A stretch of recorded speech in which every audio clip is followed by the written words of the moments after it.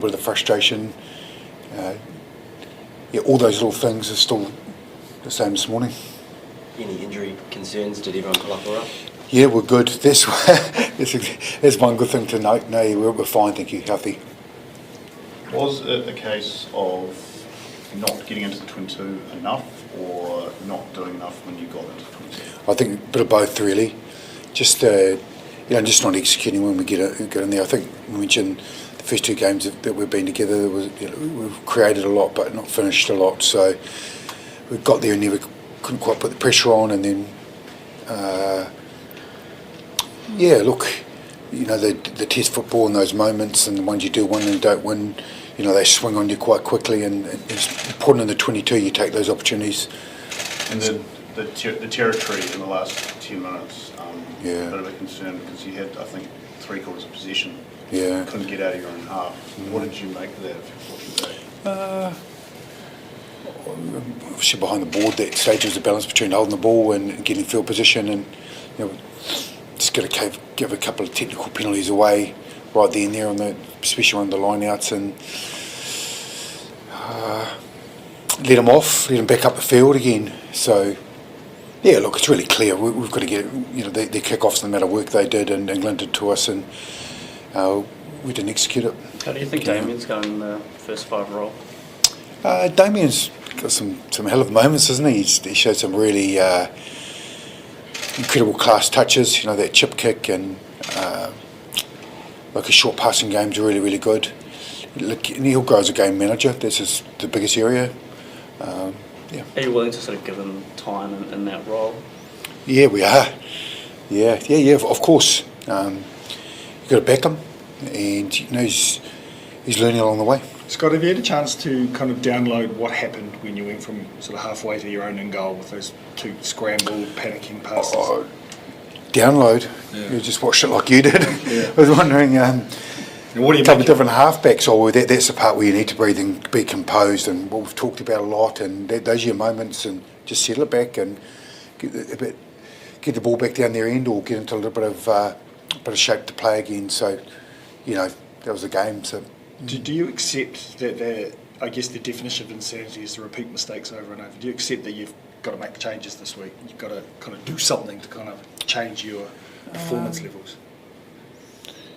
Yeah, look, it's good. The first thing you got to do to accept anything like that is be honest with each other. So we'll be honest. And once we're honest, we'll appear, with a real clear focus of what's required this week, and people owning. Firstly, to be honest, you've got to own it, and then get the leaders right in place, and we know how much is at stake this weekend. You had some more time together, I guess, from July.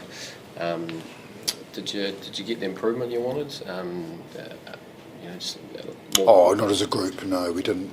Them, obviously, with that performance, I'm not trying to kind of smooth that over.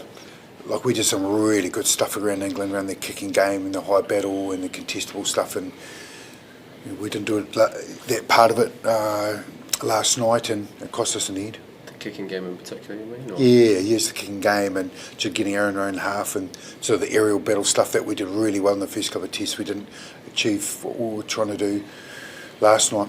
Do you think you can still win the rugby championship now you got 2 games on? Oh, mate, I'm looking forward to this Saturday, mate. I haven't even got past that after last night. Yeah. What do you draw on to try and sort of figure out what went wrong and get it right for this week? You look at yourself first. I think it's the key. How do you plan the week? How did you frame it? What you did with the leaders? And then you've got to come back and go, what are the critical few things? Because you're fixing a lot of things, or fixing the things that will help fix a lot of the other areas we need to get that right. So just dial in as a group, and probably have a great week. I think that's the first thing we've got to do. Scott, are you conscious you got a lot of empty seats there last night? You got to win the hearts and minds of New Zealanders back a little bit? As All Blacks? It's an early call there. Really, yeah. Too early. Yeah, look, obviously performance and winning is pretty critical. I'm aware of that. Performances always count.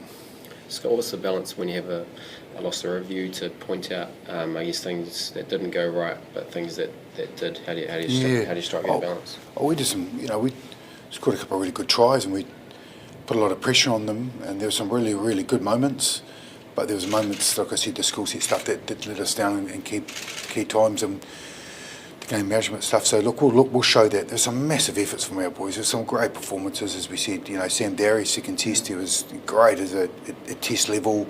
One of the first 14 line-outs, and then it was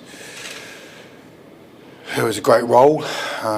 But a couple of key ones we missed, so we'll balance it out. We've got to show the guy what effort areas were good, and then but also what we've got to get better at. Do you come hard, or do you try and pick people up? How do you I come in fair. I come in fair and honest, but also you get excited about the opportunity this week. It's straight back into it, and at a ground we love. What did you make of Anton's performance, giving him a start in the midfield in general, but also Anton? Yeah, Anton was strong. Made a couple of good line breaks. Defensively, he was good. The boys looking at their game at the moment, but it was solid. Yeah. Just on Artie, he seemed like he'd really taken that loss quite personally, probably towards his hometown and everything. Haven't really seen him like that before after an All Black match. How is he, and how are you feeling about his leadership? Yeah, he's a quiet leader, and it did hurt. I think there's a fair summation of it. He does his talking with his actions, so he won't say much. He'll slip in behind other leaders and just whisper a few words here and there. But yeah, that was a tough one. It was tough for all of them. It was tough for us. Yeah, there's no doubt about it. We felt like everybody else, and especially Artie. So we'll get around him, and the performance he's proud of.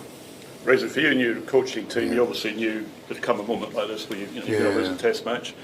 In the time since it's happened, have you all reacted and behaved in the way that you wanted everyone to behave around you in terms of dealing with it? Yeah, I think you look at it in different angles, like on your personal front, what your own area, what you're coaching. Like obviously my role as the head coach and frame it all together and dealing with the leaders and what is a critical few? Now, what do we look at? You want to get generalised, you want to be specific, and what's going to take us to win this test match moving forward. But also, put your hand up if we need to. So, look, we'll do that when we get to Auckland this afternoon. Whenever All Blacks lost under Steve Hansen, he used to say, "Yeah, it sucks." You've had a reminder of, you lost as a player. What does it feel like as a coach? Is it the same? Oh, it does. You wear it, it's a heavy part of it, but you roll on. I think it's pretty important you dust yourself off pretty quickly. If I'm a bit gloomy, it'll go on the rest of the group. Doesn't mean I'm enjoying it. enjoying. No. The boys will understand the measure of the week that's in front of us, but I'll frame it up in my way that I do and make sure that we have the right energy to move forward. Is it important through all this that we don't forget there's another side of the equation? Argentina played a hell of a test, right? Do you give them credit for the way they fronted?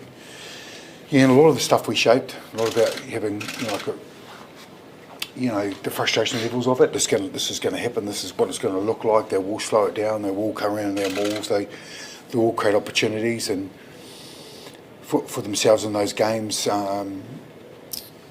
It did. The ones that the tap back balls, the little things, and loose balls, the unstructured stuff that we fed them. That's the part that hurts. But we were prepared for them, and they took those opportunities, and they managed that clock in the last 10 minutes. They did a hell of a job. So well done to Pablo and his crew. Did you manage to have a look at the Springboks and Wallabies? Just saw highlights of it. Yeah, highlights. Yeah, so I can't any more than that.